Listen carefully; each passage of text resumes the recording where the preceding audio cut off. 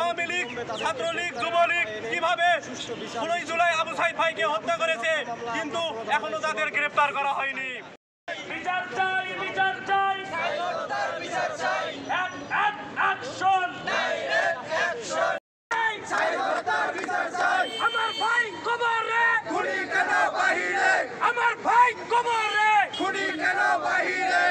যারা জুলাই অভ্যুত্থানে শহীদ হয়েছেন, আহত হয়েছেন, বঙ্গুত্ব বরণ করেছেন, যারা এই জুলাই অভ্যুত্থানে ফ্যাসিস্টের কাছে মাথা নত করেননি, যারা স্বৈরতন্ত্রের কাছে মাথা নত করেননি, যারা এই ফ্যাসিস্ট সরকারের কাছে মাথা নত করেননি, যারা ভয়কে জয় করেছেন।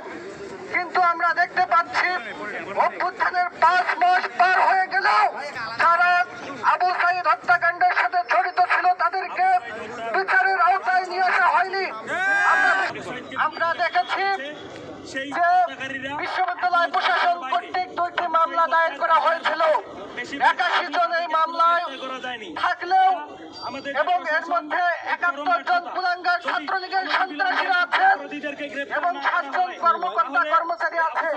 কিন্তু আমরা দেখতে পাচ্ছি শুধুমাত্র একজন সাবেক প্রক্টরকে গ্রেফতার করা হয়েছে, বাকিদেরকে এখনো গ্রেফতার করা যায়নি।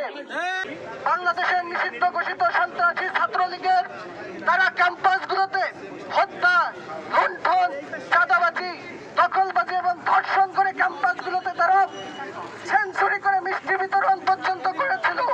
তারা ক্যাম্পাসগুলো ত্রাসের রাজত্ব কায়েম করেছিল। কিন্তু আমরা দেখতে পাচ্ছি তাদেরকে আজকে যারা সাধারণ শিক্ষার্থীদের বিরুদ্ধে প্রকাশ্যে অস্ত্র ধারণ করেছিল তাদেরকে আজকে একজনকেও গ্রেফতার করা হয়নি। রাজপথে থাকবো এবং দ্রুত এই হত্যার বিচার দাবি জানাচ্ছি। আপনারা দেখেছেন কিভাবে আওয়ামী লীগ, ছাত্রলীগ, যুবলীগ কিভাবে 16 জুলাই আবু সাইদ ভাইকে হত্যা করেছে, কিন্তু এখনো তাদের গ্রেফতার করা হয়নি। কেন এত শুভঙ্করের ফাঁকি?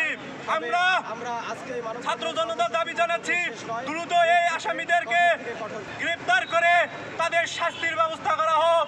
যদি শাস্তির ব্যবস্থা না করা হয়, আমরা বেগম রোকেয়া বিশ্ববিদ্যালয়ের শিক্ষার্থীরা মেইন ফটক থেকে ঘোষণা দিচ্ছি, আমরা রাজপথে আছি, প্রয়োজনে আবার রাজপথে নামবো।